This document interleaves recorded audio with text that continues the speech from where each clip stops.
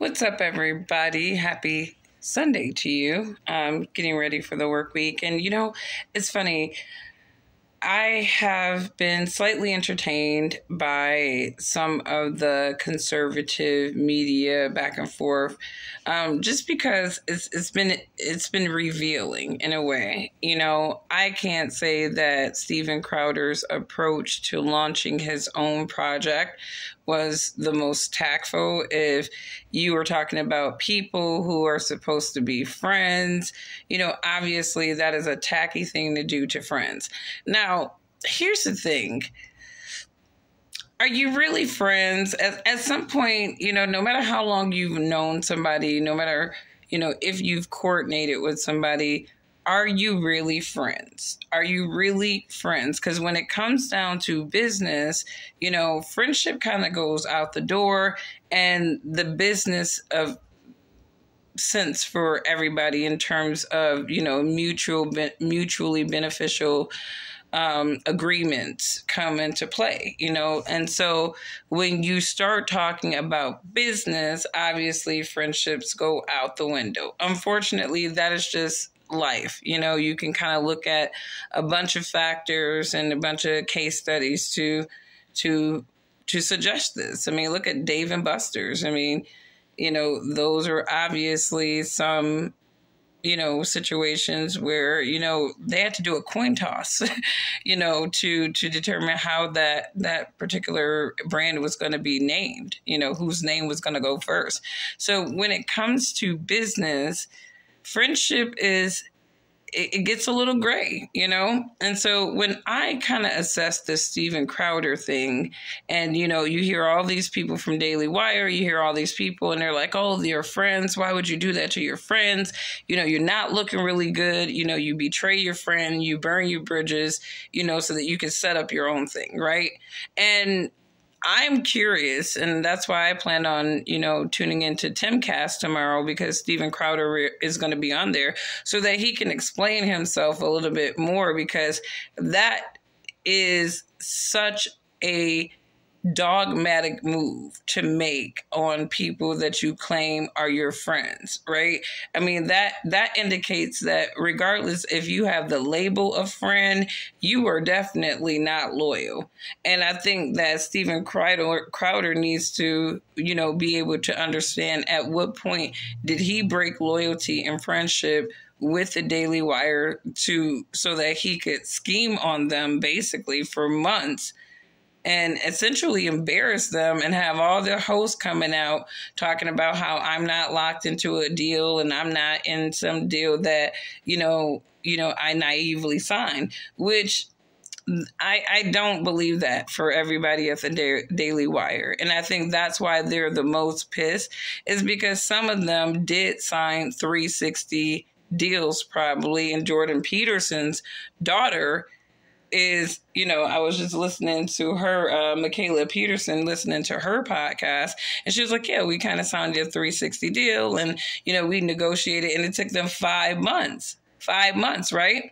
Then you got Dave Rubin getting on the mic talking about how he walked away from terms, in a possible contractual relationship with the Daily Wire. Then you have Tim Pool talking about how he walked away from some terms and a possible contractual relationship with the Daily Wire. So, I don't think that Steven Crowder maybe possibly feeling offended at the terms that were put on the table initially.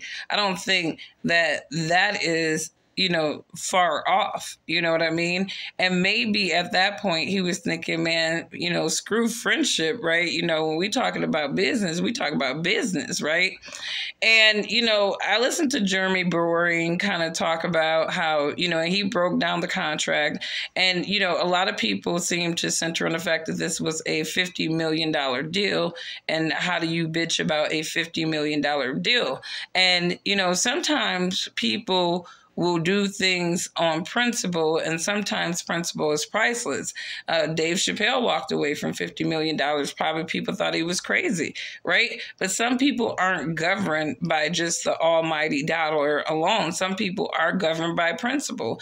And if you're saying that, we are out here fighting big tech, and then all of a sudden, you got deals and all kinds of backdoor agreements where, you got big tech sort of in check because you know the right people, but at the same time, the people who work with the Daily Wire, in the event that they get a strike for whatever reason or whatever on their content, because obviously if you have advertisers, you are to an extent beholden to what those advertisers want to hear and you say sometimes, and even what they don't want to hear you say, right? You are beholden to that, and what's the best way? It's kind of like stakeholders. Like, you look at Disney, right? They are obviously a stakeholder-driven company, right? They are a shareholder-driven company where their top shareholders, whoever they may be, mean more to them than obviously their customers, right? Because obviously they're making somebody that are not their customers more appeased than their customers because they're losing money, right? So, I understand the business sense, though, of what the Daily Wire is saying. It's like, look, bro, if we're not making money off of your content because your content is banned for whatever reason, we need to be able to recoup the projected revenue that we planned on getting from your content. And so it's a catch-22 conversation, right? Because, obviously the Daily Wire has grown themselves to be a big contender in media, and they are big conservative media outlet to contend with, right? And so when you are contending with an outlet like that, where you have people like Matt Walsh, who has his notoriety, in the conservative movement for his documentary, What is a Woman? You have people like Candace Owens, who, she has her, set following of people or whatnot in the conservative movement. And so you have all these, big time people. And, what really kind of, was kind of weird for me is like Steven Crowder is big enough and has much enough star power where any independent creator would want to work with him. I heard Mark Dice say, invite him to reach out. I love Mark Dice. I really love Mark Dice. The dude is just real. And I love the fact that he's very objective. And I just really like people like that. Like, they're just very, very straight to the point people. I love them. But, he's rushed out. Steven Crowder can get a kick-ass roster of independent creators. Matter of fact, we got mainstream creators that are leeching off of our content, trying to be the authority of thought. So it's like there's a slew of independent creators that would love to work with Steven Crowder, work in a network with Steven Crowder in a situation that makes sense, right? Because to his point, we don't want to sell our souls. We don't want to seem like we are bending, but at the same time, there's money to be made in cyberspace and being content creators on YouTube and different platforms. And the Daily Wire has figured out a really good business model where they can make money off of various content creators. The one thing I don't like about the Daily Wire is they tend to be an echo chamber. Like, I stopped watching the Daily Wire because it was like you can bounce through any of the hosts and they're all talking about the same freaking things and, their own little spins. And it's like, I don't need 12 different spins about the same topic. And it's like they, diversify, I guess, where they can. But to me, I just feel like they're an echo chamber too. And so I think some of the accusations, some of the points that Steven Crowder made in his initial video, I don't feel like they're far-fetched. I really don't feel like they're far-fetched. Was his approach out of pocket? Absolutely. The more information came out, the more things were done. It's like, come on, dude, that is petty as hell. You cannot be that motivated. I mean, and that's what leads me to believe that there was something that had to have been said between, that midterm show and Crowder, like beyond Crowder leaving the Blaze. There had to have been something that was said between Crowder and Jeremy, and for him to be inspired to be so just, Rick James, cold-blooded. That was some cold-blooded stuff, and when you think about it, and, obviously you had Daily Wire hosts, they've been on the mic, like we're not beholden to anything. And it's like, for some of y'all, I think that at the end of the day, I think a lot of them probably did lock themselves into some situations that, other people were willing to walk away from it. Dave Rubin mentioned it. Tim Pool mentioned it. So you got people who were willing to walk away from the Daily Wire, but they did it in a tactful and scrupulous way. And I'm wondering what went down between Jeremy Boring and Steven Crowder, where Crowder got that ruthless and was just like, I don't give, like, all I can hear is Big Sean, I don't chew. Like, this is where I hear Steven Crowder, like in this moment where, like as everything was uploaded, I could hear Big Sean being played, and it's just like, wow. And, everybody's talking about, friendship. Like I said, you know what I mean? When it comes to business, and when it comes to money, sometimes a lot of things become irrelevant. There are people that will sell their kids for the almighty dollar. And that's just, it's just true. It's sad, but it's true. So when people start crying about friendships and stuff, it's like, look, now we know that conservatives can be ruthless too. So, all that, conservatives, some of these conservatives, I'm not going to say all of them, but some conservatives, they have liberal tendencies. They have liberal tendencies. They may not have full-blown liberal ideological similarities. They may do believe in certain traditional values, but in terms of the business, capitalism, sliminess of business, I'm like, that does not know any political party boundaries at all. So it's interesting. I'm very much looking forward to hearing Steven Crowder explain himself on Tim Pool tomorrow, because, I mean, he's not looking good. Like, he's not looking good. And, I think that there's been like a slight rift in the conservative circles, because I think that, a lot of the conservative base, they like what the Daily Wire offers. They like what Steven Crowder offers. So, and then they have all these other hosts of other people that they have access to within the mainstream conservative media that they can choose from. So, I can understand how some people feel like they're torn, but it's like there's nothing to be torn about. There's nobody's side to be on. You can like both, Crowder and the Daily Wire. You can not like what Steven Crowder did, and you can also be on the camp that says, I can understand what Steven's saying.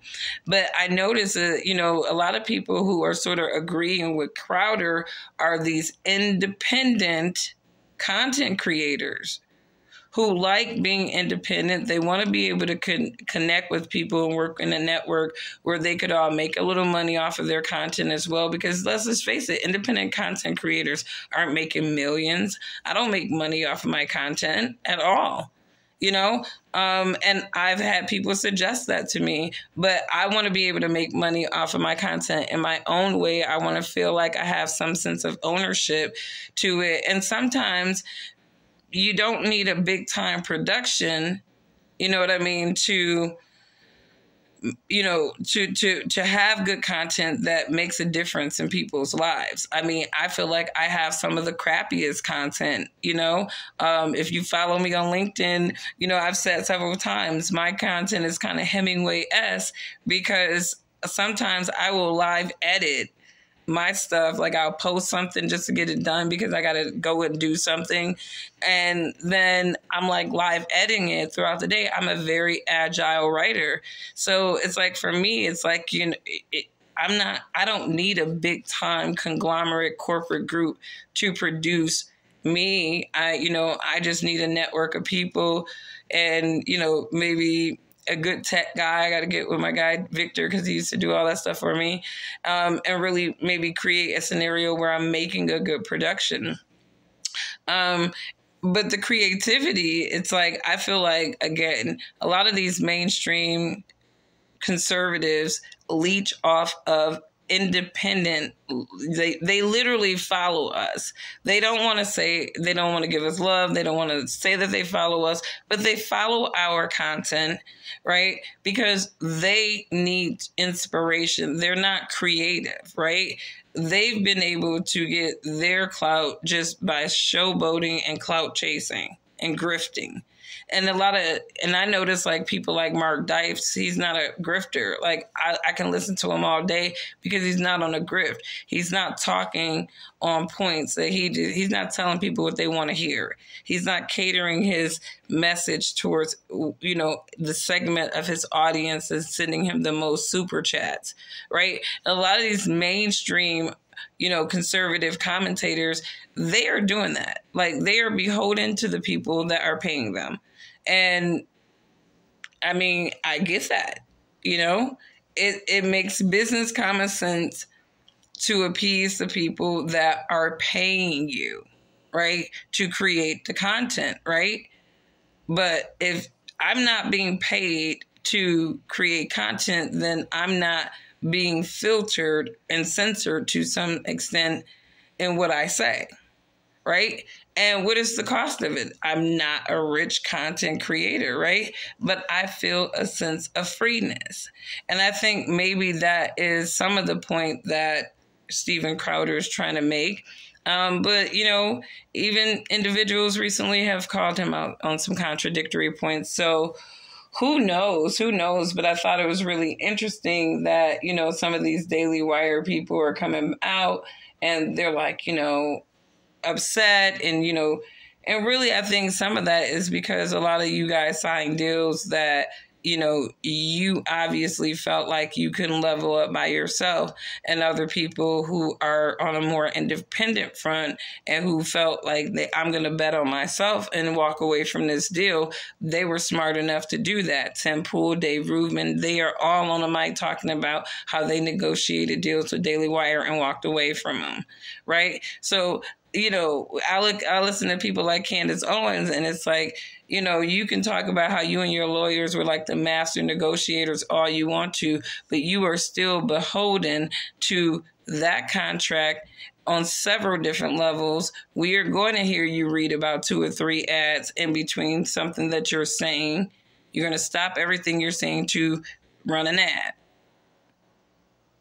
And you're going to watch what you say to a certain extent because, again, you guys are beholden to the people that are paying you, who are sponsoring you.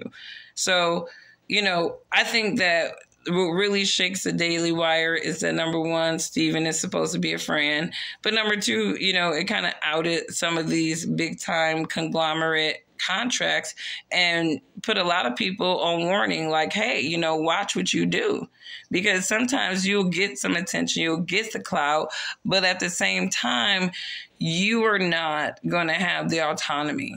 You're going to lose, some intellectual property rights to some extent with your content for a duration of time. And as Jordan Peterson's daughter, pointed out, they signed a 360 deal. And, maybe the media 360 deals aren't the same as the record label 360 deals, but let me tell you something. Lots can change over a year. Lots can change over a year. And when you are locked into a deal sometimes where you don't have sometimes the liberty to negotiate anything new without kind of understanding the parameters of ownership, it becomes a little shaky because 360 deals are what they are. They do own some level of the likeness. So, it's something for people to think about. She mentioned that it took their lawyers, Michaela Peterson mentioned that it took their lawyers 5 months to negotiate, some terms that worked for the Jordan Peterson camp and the Daily Wire camp. So, it's an interesting discussion. I think that Steven Crowder, in his own little colorful, petty ass way, did open the rabbit hole to a conversation that probably is a long time overdue. And as conservative media outlets and, expand their reach and their influence, it's going to be interesting to kind of see how all of this shapes out. You know what I mean? I'd be interested in possibly joining Mutt Club and kind of seeing what Crowder offers. But one thing I don't like is when people just start big flexing, and it's like, I hope you got an awesome plan, Crowder,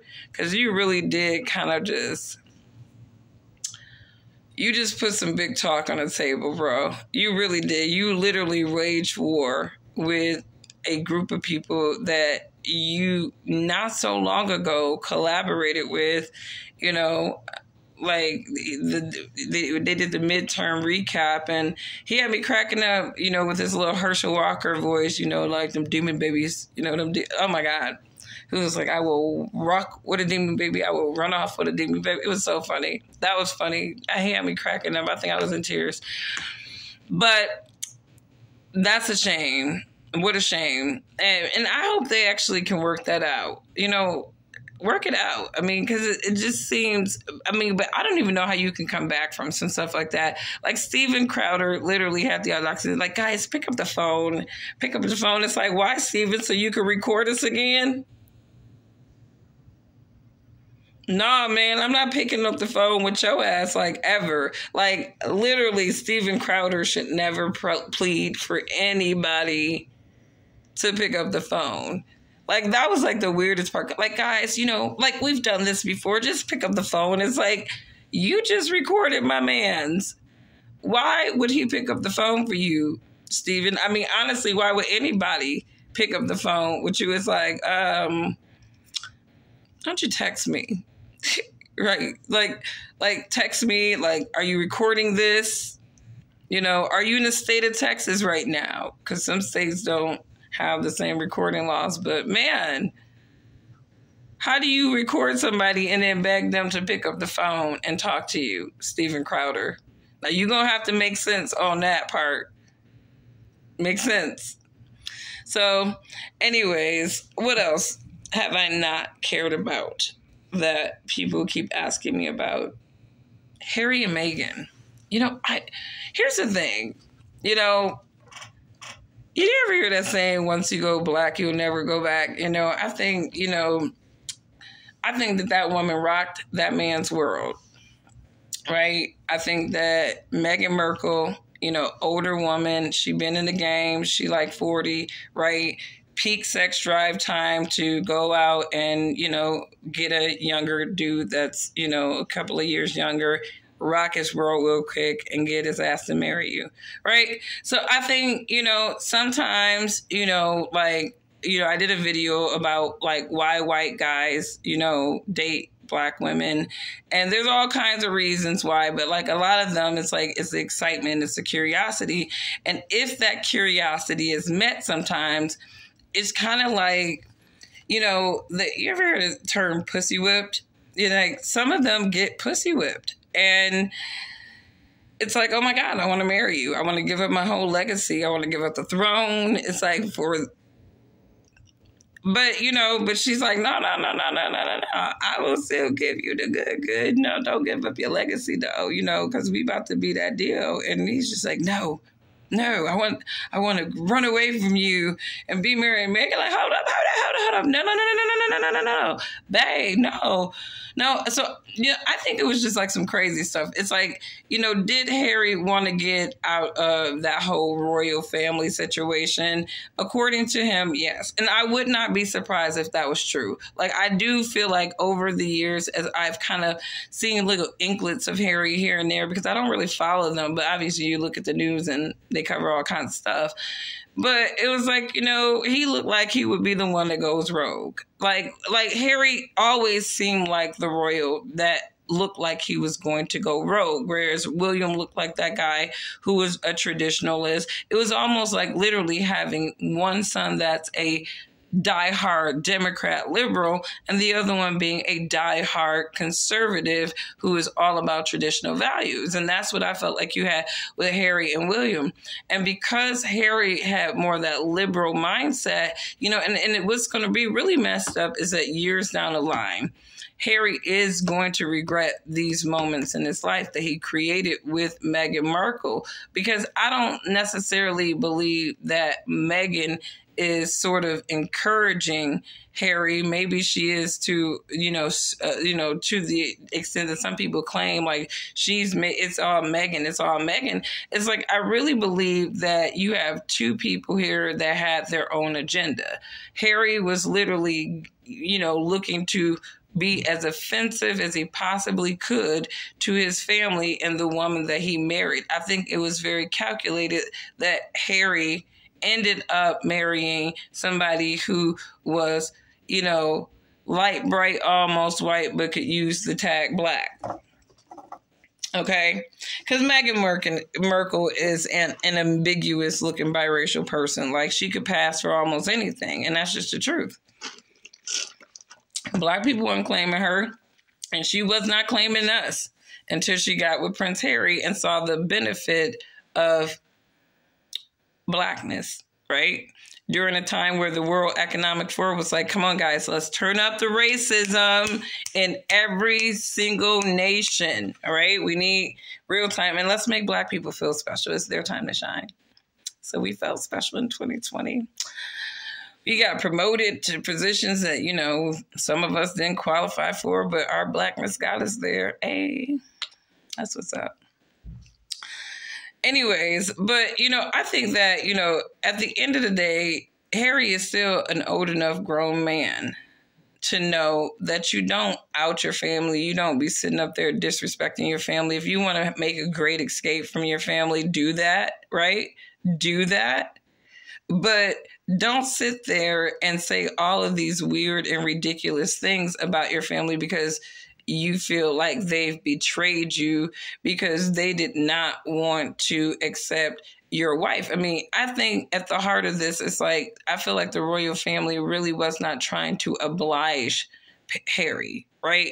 They're just like, we're going to let you have your little tantrum or whatever, but we're not about to oblige you. Right? We are not about to sit here and just deal with this with you. Your little tantrum, you're going to let you have it, deal with it. You're going to suffer the recourse of your decision, moving on. And I think that for Harry and Meghan, it was like, that was just like, no, we need to get attention. We need to get attention. And so they trying to act like, these victimized puppies, and they're trying to sell the American public, victimhood. Basically, they're like, America loves victimhood. Let's give them a lot of victimhood, Meghan and Harry. So whoever their publicists are, they're like, just give Americans victimhood, give them racism, and give them this cute little fairy tale story, and they're going to fall in love with it. And it's just like, first of all, we're in high inflation time, and y'all rich asses talking about some dumbass shit right now that really, in the broad scheme of American people, we don't care. We don't care about that. Like, and that's just what it is. I mean, and he writes this book, and he got all these vivid details. It's the most narcissistic thing. I did not read it, but obviously you have these patriots. Leilani Barbados, I love you. I love your channel. But, she's on it. She's on it. So I go for my Harry and Meghan to Leilani and see what she's talking about. And, the excerpts that she's sharing from this book are just so obnoxious and narcissistic. And it's just like, if you're a fan of these people, whatever, you're probably some lonely fan, fancy, what do they call these people? You live in a fairy tale world, and you're probably a grown person that thinks like a little girl or a little boy or something ambiguous in between. But it's just not worth it. It's just so not worth even investing in. But, again, I think it's sad that you have a grown man, that is publicly just dissing his family. And there's nothing cute about that. There's absolutely nothing cute about that. And so, yeah, that's Harry and Meghan. I mean, I have nothing, constructive to really say about that, because I don't find them to be constructive people. So that's that. Last thought, the World Economic Forum, it's been interesting. I've seen quite a few people that I have followed, and I'm like, oh, you're a part of that too? And it's like, for me, I don't want to like paint the narrative that the World Economic Forum is just this terrible, terrible, terrible, terrible place where, this terrible event where just all these terrible ideas are happening and people are just basically plotting to destroy us. I think that this is a forum, you hear different people talk of various ideas. You have some people who have radical and extreme ideas. And it does seem like you have some people who are rational and have more of a warning towards, more of a philosophical approach to, some of these ideas and why they could or could not be beneficial for overall society and mankind. So, it's interesting. I'm not a huge fan of unelected people making decisions for people in different nations, but you have elected officials that are going to this event, right? They are attending this event. And, I think it's up to